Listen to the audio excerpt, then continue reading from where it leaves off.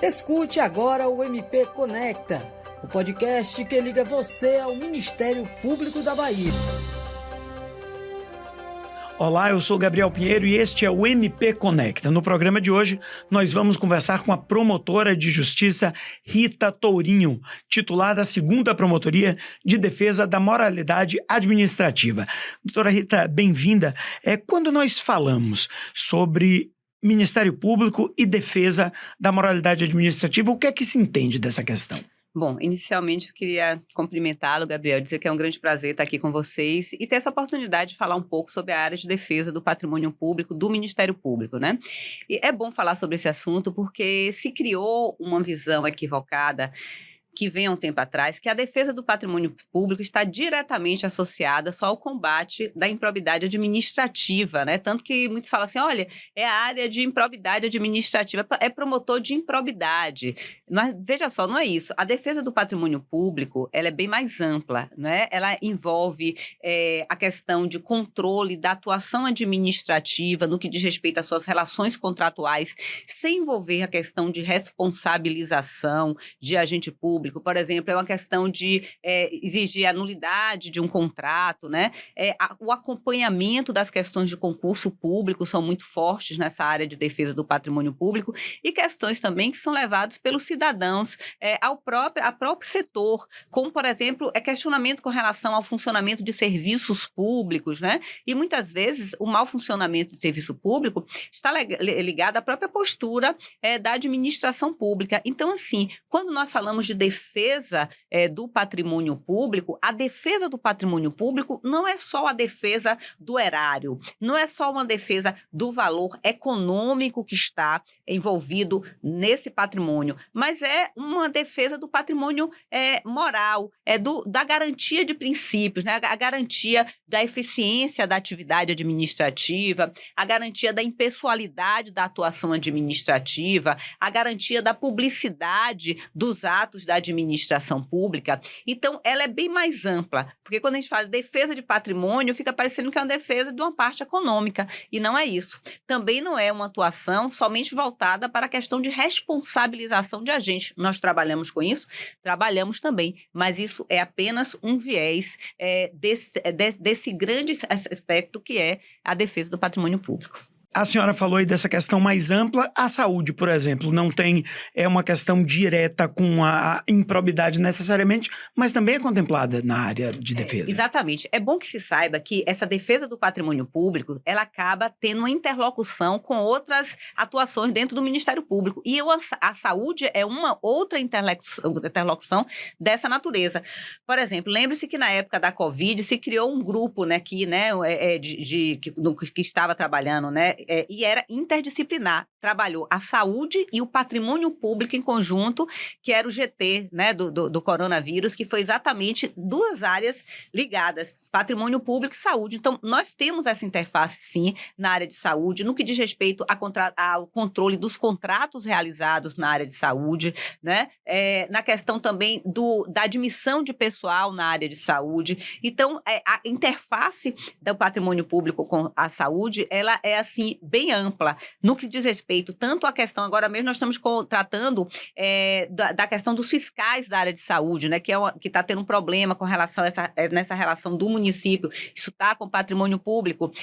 Nós falamos hoje de saúde, nós estamos falando do Planserve, né? Que é uma questão ligada também à saúde do servidor público, mas que é uma questão também que a gente está discutindo a troca das empresas que fazem a gestão desse plano, e que isso também está na área do patrimônio público. Nós temos situações com contratações de organizações sociais para gestões de hospitais públicos, que às vezes há irregularidade no contrato, isso está também na área do patrimônio público. Então, assim, é uma interação muito forte. A questão da área da saúde, que aí está ligada diretamente à atividade fim, que é a prestação do serviço em si, e o que está por trás, que é a defesa do patrimônio público, porque se nós temos irregularidades em contratos, se nós temos desvios em contratos, com certeza isso vai afetar a atividade fim que caberá à área de saúde. Daí essa atuação conjunta. Perfeito. Doutora, mas não tem como a gente falar de patrimônio público e não falar de improbidade. Estamos aí com a nova lei de improbidade. Como é que o MP atua agora, diante dessa nova lei? O que é que muda? Olha, veja só, é a Lei 14.230, que é a nova lei de... Fala-se nova lei de improbidade. Na verdade, a lei anterior ela foi reformada por essa 14.230. É uma lei que gera uma série de questionamentos, uma série de insatisfações em alguma situação, né? Por exemplo, nós tínhamos antes da lei, no caso do prejuízo ao erário, o agente público que gerasse prejuízo ao erário na modalidade culposa estaria cometendo ato de improbidade. Hoje, a improbidade ela tem que ser somente o ato doloso. E isso eu acho que vai gerar, sim, um prejuízo para a sociedade como um todo. Porque, por exemplo, aquele gestor hoje que for extremamente irresponsável na gestão do patrimônio público, ele só não será responsabilizado por improbidade.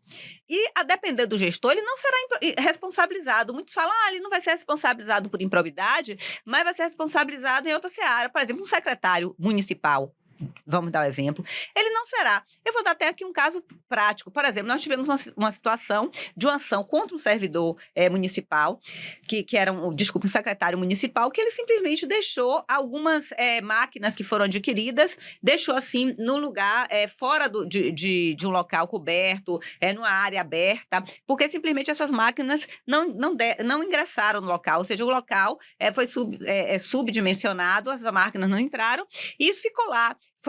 O Ministério Público várias vezes oficiou e ele não fez absolutamente nada, ou seja, não ficou comprovado que ele queria causar aquele prejuízo, mas ficou comprovado que ele não teve o menor cuidado na gestão do patrimônio público, e isso agora, que era improbidade, não é mais. Mesmo que haja um erro crasso cometido por agentes públicos decorrente do maior descuido possível, isso não será mais objeto de ação de improbidade. Aí diz que vai responder por outras searas, provavelmente muito poucas no caso, e isso nós ressentimos. Isso foi uma grande alteração. Nós tivemos também a questão de violação de princípios, que agora virou um termo taxativo, não é mais qualquer princípio. Violou princípios, é improbidade.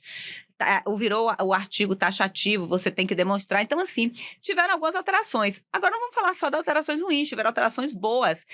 Submeteu a lei ao Código de Processo Civil, trouxe prazos prescricionais mais concisos, mais claros, né? Então, assim, também trouxe uma certa segurança jurídica maior para os gestores, que isso a gente também tem que levar em consideração no caso da violação de princípios, porque antes se dizia assim, poxa, ninguém quer mais ser gestor público porque tá lá trabalhando, chega o promotor e diz, olha, você está violando o princípio da moralidade. Ele, mas como? E isso ele acabava sendo acionado muitas vezes sem uma prova cabal da coisa, então isso também já vai gerando alguns empecilhos. Então, a lei, ela traz mudanças importantes, mas umas de lado, né, não tão boas, mas outras boas, como, por exemplo, a possibilidade de acordo na seara de improbidade, que isso para mim foi muito bom que traz agora. Doutora, com relação a essas mudanças todas, quais são os impactos diretos na atuação do MP e quais as perspectivas diante dessas novas mudanças? Olha, eu acho que tem duas coisas assim que são muito claras agora. Primeiro, que a gente tem que ver é que é uma vontade legislativa, né? Uma vontade política. Quem faz a lei é o legislativo. Nós, quando acatamos a lei, e a lei não tem vício de constitucionalidade, no que não tem inconstitucionalidade, nós temos, obviamente, que adaptar nossa atuação a essa nova realidade legislativa. Por exemplo, no que diz respeito aos atos de improbidade, vai ter que existir uma apuração agora muito mais detalhada, certo? Passar um pente fino de forma que você realmente traga provas mais contundentes, porque agora você tem que comprovar o dolo do agente público, e o dolo é a intenção de praticar o ato de improbidade. Então, isso vai demandar do Ministério Público uma atuação, digamos assim, mais profunda, né? O prazo do inquérito civil também foi estabelecido, o prazo é 365 dias, prorrogado só uma vez. Parece um prazo muito grande, mas ato de improbidade mais complexo é um prazo curto, é uma adaptação necessária. Agora, em contrapartida, nós tivemos a previsão do chamado acordo de não persecução civil, que é um acordo dentro da ação de improbidade ou dentro da investigação que permite uma postura conciliatória do Ministério Público na ação de improbidade. Que isso é um ponto, no meu sentir, extremamente positivo. Por quê? Porque as demandas judiciais, principalmente nessa área de improbidade, elas praticamente não têm fim. Se vocês fizerem uma pesquisa, vocês vão ver que a gente tem ação de improbidade que tramita desde 2000. Nós temos ação de improbidade tramitando desde 1998, a primeira ação que nós entramos. quando ingressei nessa área, ainda tramita. Quer dizer, isso é surreal. Depois, uma sentença que venha, mesmo condenando, né, na verdade, isso vai ser uma grande injustiça, aquela questão, né? Justiça tardia, como dizia Rui Barbosa, é a pior das injustiças.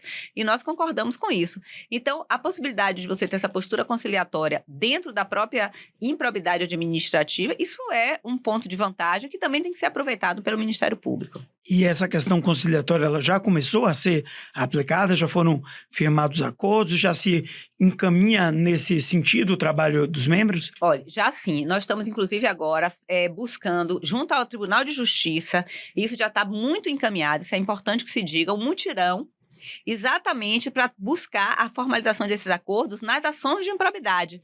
Esse mutirão já está sendo organizado, inclusive concurso de capacitação dos próprios juízes para entenderem bem o que é esse acordo de não persecução cível. Então, assim, isso é um encaminhamento muito positivo que vai ser dado, né, tanto na gestão das ações do interior do Estado, como nas ações em tramitação na capital. Então, isso é um ponto positivo e isso condiz com a nova postura do próprio Ministério Público, né? Porque qual é a postura hoje? O que é que nós pregamos no Ministério Público de uma forma geral, inclusive pelo Conselho Nacional do Ministério Público? Que o Ministério Público tem uma postura resolutiva. O Ministério Público não pode estar simplesmente vinculado em investigações e propositura de ações judiciais, porque esse já se comprovou que não é o caminho. Não é no caminho o caminho do acesso à justiça é o caminho de você ter a prestação jurisdicional, que não necessariamente perpassa por você estar propondo ações. Então, o que é que acontece? Esse caminho de resolutividade que perpassa, utilizando esse termo novamente, pela própria conciliação, isso é muito importante, isso vem sendo adotado pelo Ministério Público em todas as áreas, né? O Ministério Público tem buscado, frente ao cidadão, frente aos órgãos públicos, essa possibilidade de se construir decisões que atendam ao interesse público de forma conjunta, de forma conciliatória. E é até mais ágil e menos oneroso para o serviço público. Com certeza. É mais ágil, menos oneroso e mais eficiente. E, assim, mais trabalhoso para nós aqui do Ministério Público, porque você precisa sentar em mesa, você precisa debater, você precisa convencer, né? Porque a conciliação, ela passa pela questão do convencimento do outro. É mais complexo, mas é muito mais proveitoso. Nós temos tido resultados extremamente positivos e é bom que a população tenha conhecimento disso. Não tirar aquela imagem que não existe mais do Ministério Público como um órgão que é um órgão acusador ou que é um órgão que está demandando judicialmente o tempo inteiro. Não é esse mais o nosso propósito. O propósito do Ministério Público hoje é um propósito basicamente resolutivo, o que não necessariamente significa propositura de ações judiciais, porque já está comprovado que ações judiciais de per si não trazem resultados. Doutora, a senhora falou aí dessa postura conciliatória, falamos também da questão da nova lei de improbidade. Quais seriam outras questões de destaque na área de moralidade administrativa hoje na atuação do MP? Hoje nós temos, assim, dentro da nossa área, pelo que a gente tem feito, por exemplo, aqui na capital, nós tivemos, assim, ganhos muito importantes. Por exemplo, nós tivemos na área de transporte público, nós tivemos aqui, certamente, algumas ações de destaque. Nós fizemos um termo de ajustamento de conduta com a questão do transporte público hoje, que colocou ar-condicionado nos ônibus. Os ônibus do município de Salvador não tinham ar-condicionado, não tinham previsão contratual, e a gente conseguiu isso através de termo de ajustamento de conduta, né? Então, assim, agora nós estamos numa mesa de conciliação com relação a questões do ferry-boat, né? Já fizemos, assim, um checklist para ver como vai alcançar essa melhoria do sistema de transporte do ferry-boat. Nós tivemos... por exemplo, o próprio concurso da Assembleia Legislativa, que nunca teve concurso, o primeiro concurso da Assembleia Legislativa foi fruto de uma atuação conjunta com o Ministério Público, foi um ajustamento feito pelo Ministério Público. Então, assim, nós temos ainda hoje, no próprio essa questão do Planserv, esse a gente não conseguiu conciliar, nós estamos aí, tivemos que judicializar na questão dessa nova empresa que ingressou, mas isso aí, todas essas ações são ações que são sempre voltadas mesmo à população. E quando a gente fala em defesa de patrimônio público, veja só, não é uma área do Ministério Público elitizada, é bom que se diga isso, é uma área aberta mesmo ao público. Nós recebemos as pessoas, o cidadão lá, né, aqueles que estão ou são prestadores de serviço, como a gente tem a questão agora que a gente fala muito a questão dos taxistas. É uma coisa interessante. Os taxistas passam, coitados, por diversos problemas, chegam no Ministério Público, nós chamamos a CEMOB, senta-se, discute-se. Então, é uma atuação, eu acho que o espírito do Ministério Público tem que ser esse espírito. É o espírito de você ver o próximo e saber que você está fazendo alguma coisa, né? Não fazendo utopicamente, não fazendo porque eu entrei com a ação e vai ter certo. Não, é você buscar e você mostrar o resultado foi esse aqui. O resultado é esse, nós apontarmos o que a gente tem feito. Afinal de contas, é uma instituição que é respeitada pela população, é uma instituição que custa caro para a população e, por todas essas razões, é uma instituição que tem que dar a sua resposta à população. Ok, doutora, agradecendo a senhora pela presença, eu abro para considerações finais, algo que a senhora queira acrescentar e que a gente eventualmente não tenha abordado. Não, o que eu quero dizer é isso, é que é da importância, né, da instituição. Acho que nós vivemos numa fase que isso é importante ser dito para a população, sabe? Que o Ministério Público tem um papel importante, nós tentamos realizar esse papel. Às vezes as pessoas vêm, não tem aquela resposta imediata, mas que é isso, nós formamos hoje um grupo aqui dentro, né? Nós somos muitos promotores, mas todos certamente com um único propósito, que é o propósito de acertar e de contribuir para a construção mesmo de um país, de uma população, de uma comunidade melhor, né? Com mais igualdade, com menos sofrimento e com mais implementação do que diz o texto constitucional, para que não seja somente uma utopia, que a gente possa transformá-lo em efetiva realidade. Ok, doutora, muito obrigado. Conversamos hoje com a promotora de justiça Rita Tourinho sobre moralidade administrativa e lembrando a vocês que todos os nossos outros programas do MP Conecta estão disponíveis nas plataformas do YouTube, do Spotify e também na nossa rádio MP da Bahia. Até o próximo programa. Você acaba de escutar o MP Conecta, o podcast que liga você ao Ministério Público da Bahia.